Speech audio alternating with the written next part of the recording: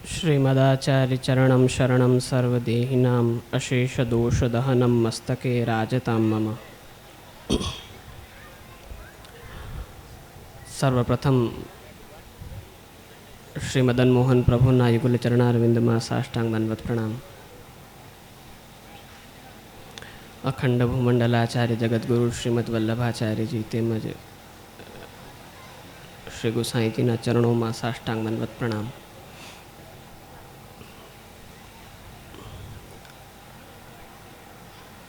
पूज्य ताजी महाराज श्री ब्रजभूषणलाल ताजी ने मारा साष्टांग दंडवत प्रणाम।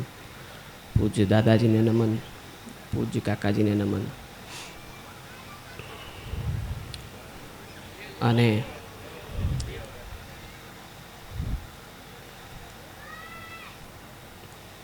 आज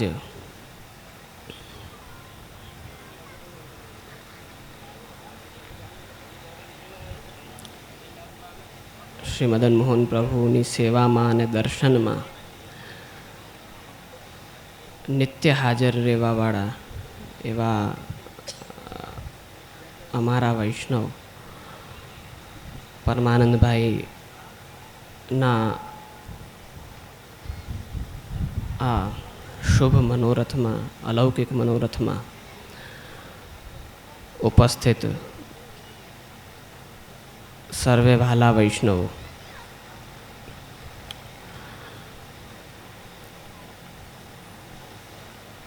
આજનો આ મનોરથ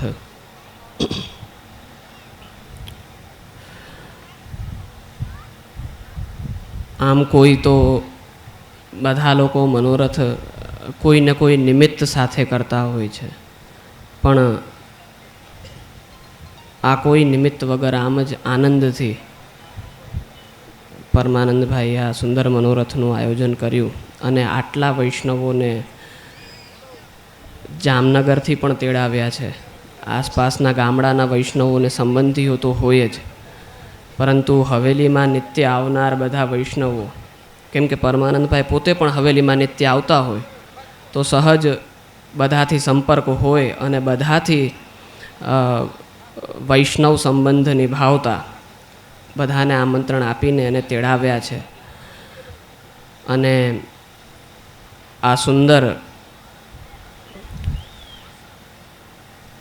જે ભગવદીઓની વાણી છે એ ધોળપદ છે, પછી સવારે પલનાનો મનોરથ થયો તો પ્રભુના દર્શન પણ થયા અને 3 સમયે પ્રભુ રોગે પાછળ મહાપ્રસાદ બધા વૈષ્ણવોને આ લેવાનો સુંદર અવસર પ્રાપ્ત થયો। એ માટે પૂરા મનોરથી પરિવારને ખૂબ આશીર્વાદ છે અને આ કાર્યક્રમ ખૂબ સુંદર થયો અને બધા જ વૈષ્ણવોને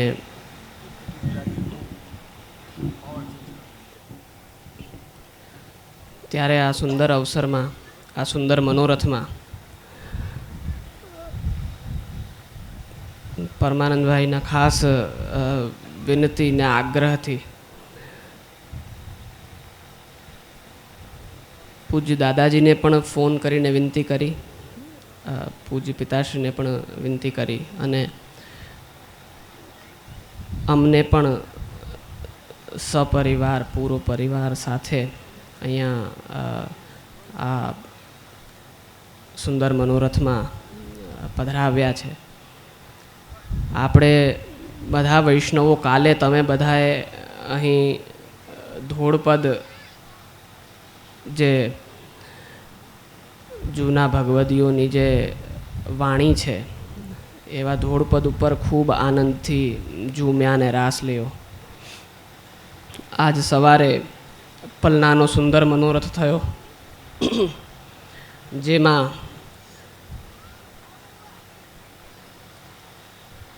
દર્શનના ઈચ્છુક લોકોએ દર્શન કર્યા ને જ્યારે પ્રસાદ ઉડ્યો ત્યારે પ્રસાદને ઈચ્છુક લોકોએ ખૂબ આનંદથી પ્રસાદ લીધો।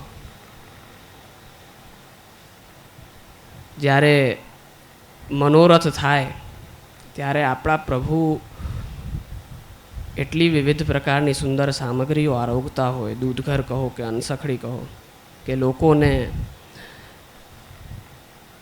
એક પ્રસાદ લેવાનો આગ્રહ વિશેષ હોય.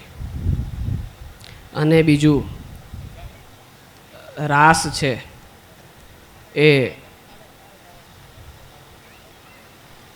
ખૂબ જેને કહેવાય કે આનંદ આપે અને પ્રસન્નતા આપે અને માહોલ પણ બની જાય.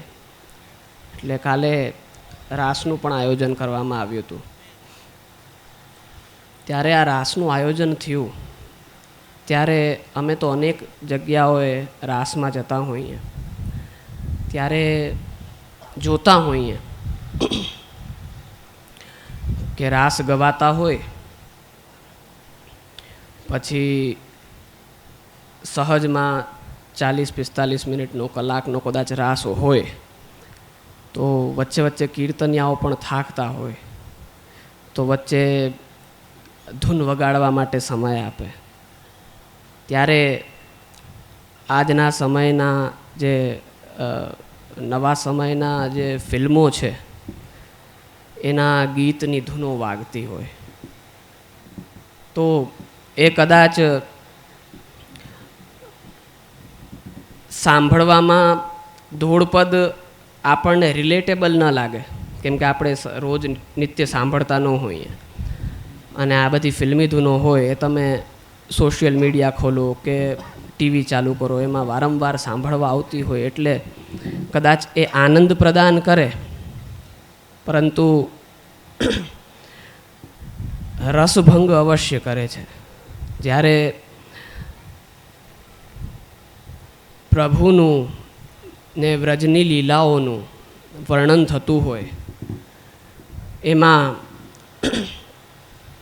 જે નવીન ચલચિત્રો છે એના ગીત કે એની ધૂન વગાડવામાં આવે ત્યારે એક વાત તો શાશ્વત સત્ય છે કે આજના સમયના જે ફિલ્મો છે એ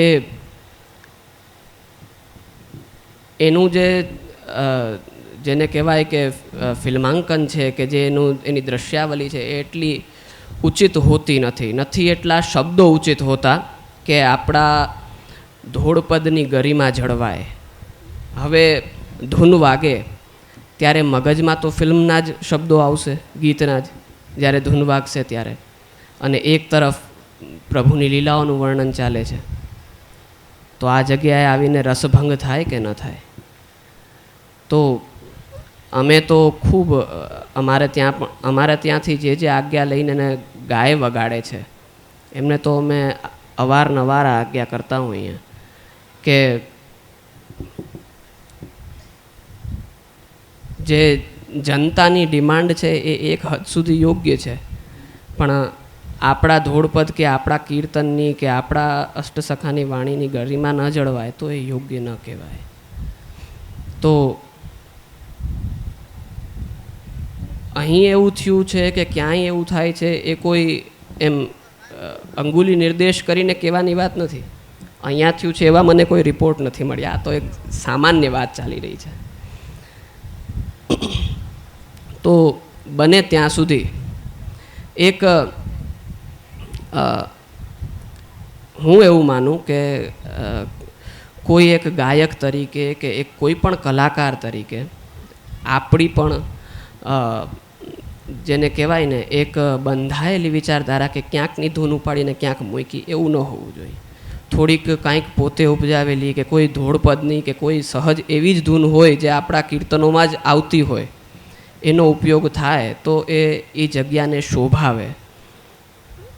આ જે ફિલ્મી ધૂનોની જે કડીઓ છે એ જગ્યાને શોભાવતી નથી.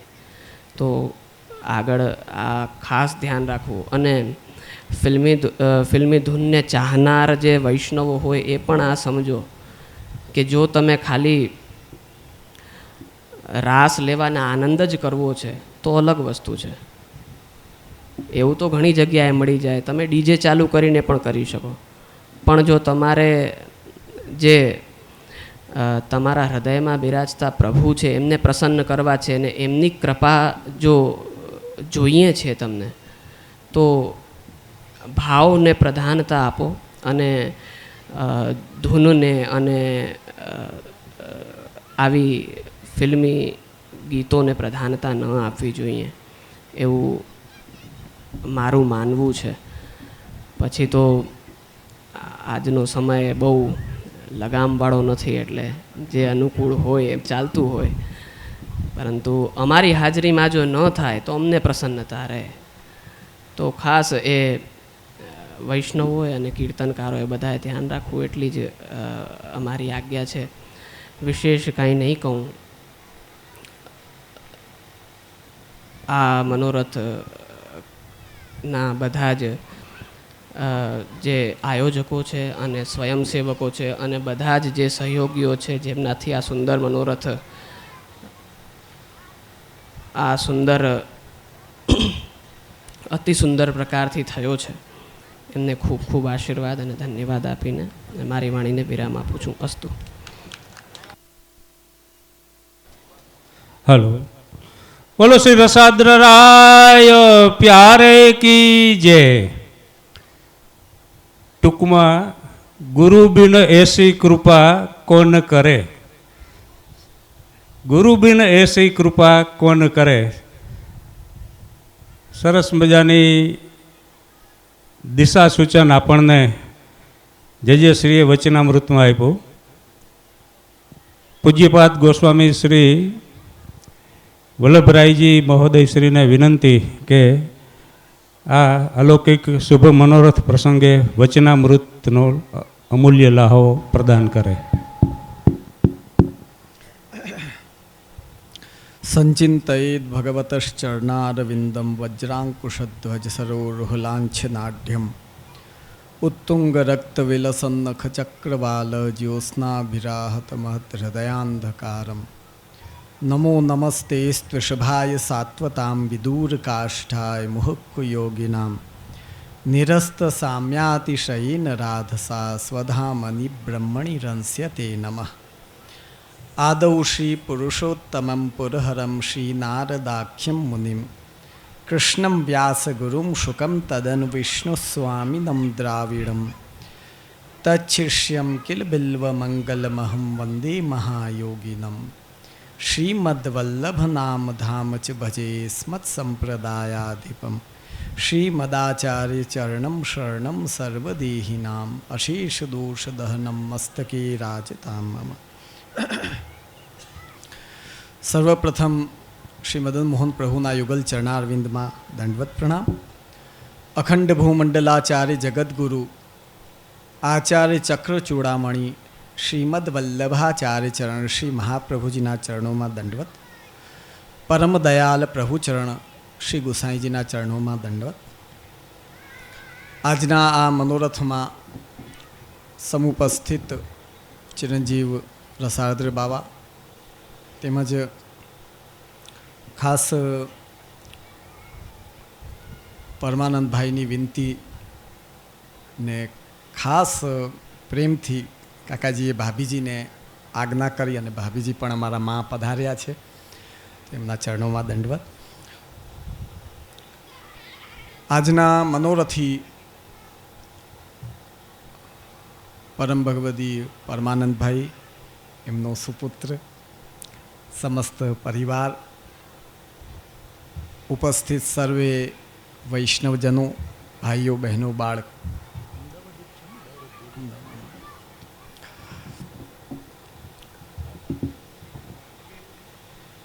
બે દિવસથી બધા વૈષ્ણવ ખૂબ આનંદ કરી રહ્યા છે. પણ વચ્ચે વચ્ચે આમ આકાશમાં જુએ બધા, જોજો જે આમથી આમ આંટો મારે એટલે તરત ઉપર જુઓ શું હાલત છે, શું હાલત છે. પણ જો ઠાકુરજીની કૃપા જુઓ કે પ્રભુને જ્યારે પોતાના હાથમાં આ બાજી લે તો પોતાના ભક્તના બધા કાર્યો આપ સુસંસ્થ કરી દે. આજે પ્રભુ કૃપાથી નિત્ય શ્રી મદન મોહન પ્રભુની સન્મુખતા, અમે તો અનેક વૈષ્ણવોને કહીએ, ઘણીવાર સમસ્યા લઈને આવે એટલે અમે પૂછીએ કેટલા વર્ષે આવ્યા, કે જે 5 વર્ષે. કેમ આવ્યા? કે આ સમસ્યા છે. એટલે તમે પૂછીએ અમે ડૉક્ટર છીએ કે ના?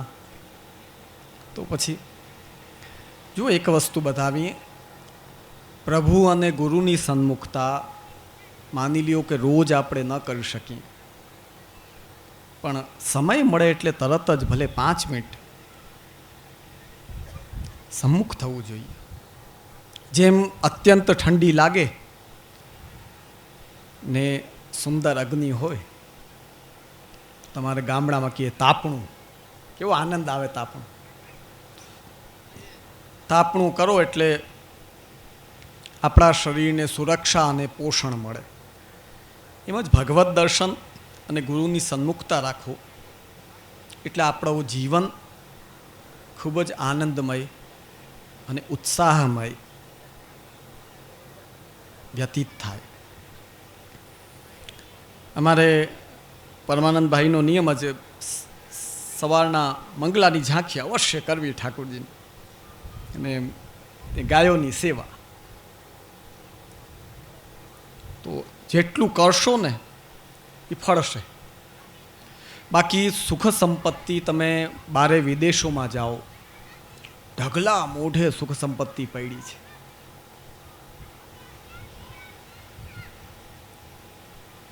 શાસ્ત્રોએ શ્રીમદ ભાગવત એક બહુ સરસ, અમને શું થોડો શ્લોક બોલવાની આદત છે આ શિબિરમાં, પણ જો એ તમારા માટે બોલીએ છીએ અમે. અમારે તો એ મેમોરીમાં બધું પડ્યું છે, એમાં ક્યાં પ્રશ્ન છે? શ્રી મહાપ્રભુજીની કૃપાથી શાસ્ત્ર એમ બતાવે છે, ધિક જન્મ ન સ્ત્રીવૃદ્ધ વિદ્યામ, ધિક ધનમ ધિક બહુગ્યતામ, ધિક કુલમ ધિક ક્રિયાદાક્ષ્યમ, વિમુખાય ત્વધોક્ષજે. આ બધા કે ધિક ધિક ધિક આ છે શું? તો ભાઈ જન્મનું જન્મપણું ક્યારે છે? તમારે પણ પશુ હોય, બાખડું થઈ જાય, બાખડી ગાય, બાખડી ભેંસ કહેવાય ને, તો જન્મ લીધેલી છે છતાં બાખડી થઈ ગઈ તો કાંઈ કામની નહીં. હવે એમ આપણે બાખડા ક્યારે છીએ? જો બધું મળેલું છે અને એને જો ભગવત સેવામાં નથી લગાવતા તો જેટલી વસ્તુ છે બધું બાખડું છે, એમાં કાંઈક દમ જ નથી.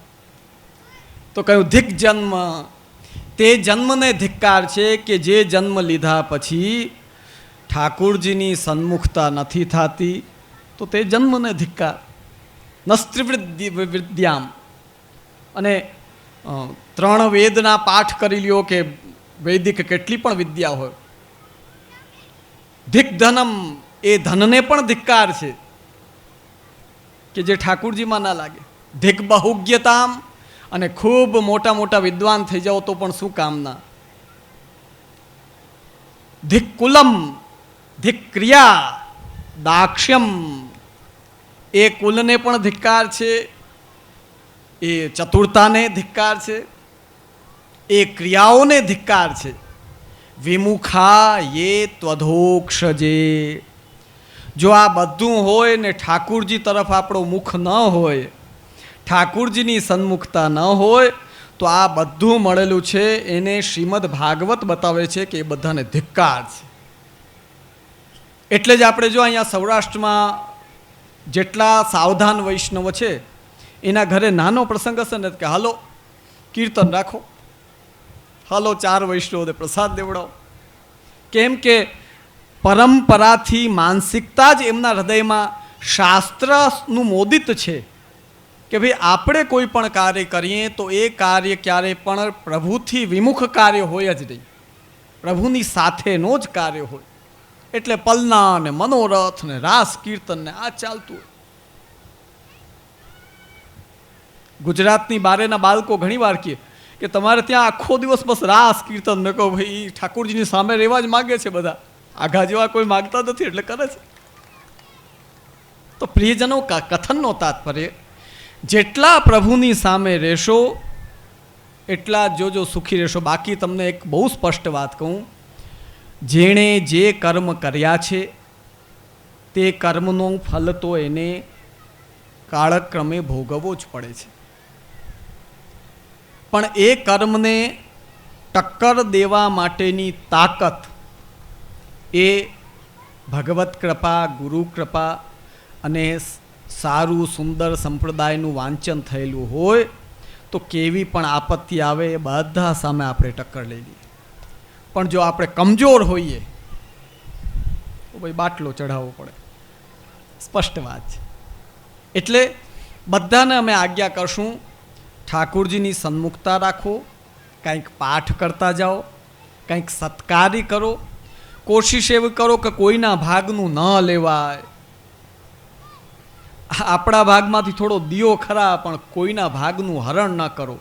જો આ અમુક નિયમો આપણે જાળવી લઈએ તો જોજો જીવનમાં એટલો આનંદ રહે. અને એમાં પછી જો શ્રી ઠાકોરજી આપણા ઘરે બિરાજતા હોય તો શું કહેવું એને, પરમ આનંદની પ્રાપ્તિ થઈ જાય. તો અમારે આ ઠાકોરજીની સન્મુખ રહીએ તો જો આજે મનોરથ આનંદથી વાદળા વાટ જોઈ રહ્યા છે કે ઢાઢી લીલા પૂરી થાય પછી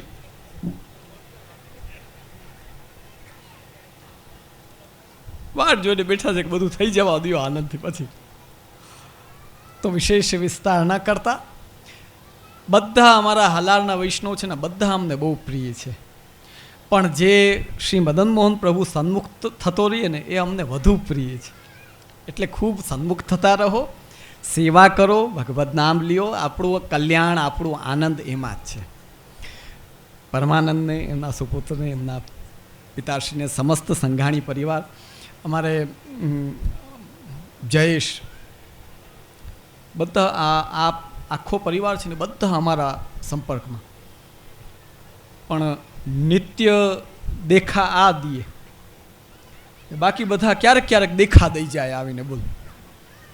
એટલે બીજા બધાને, બધા અમારા આ યુવા એ ખૂબ થનગનતા યુવાનો છે, બધાને અમે કહીશું આવતા જાઓ. 15 દિવસે એકવાર તો શ્રી ઠાકોરજી સન્મુખ, અમારી સન્મુખ થઈ જ જવાનું. તમારે સમસ્ત પરિવારને ખૂબ આશીર્વાદ, સર્વ વૈષ્ણવોને ખૂબ આશીર્વાદ પ્રદાન કરી મારા વક્તવ્ય પૂર્ણ કરું છું. આશીર્વાદ. ધન્યવાદ.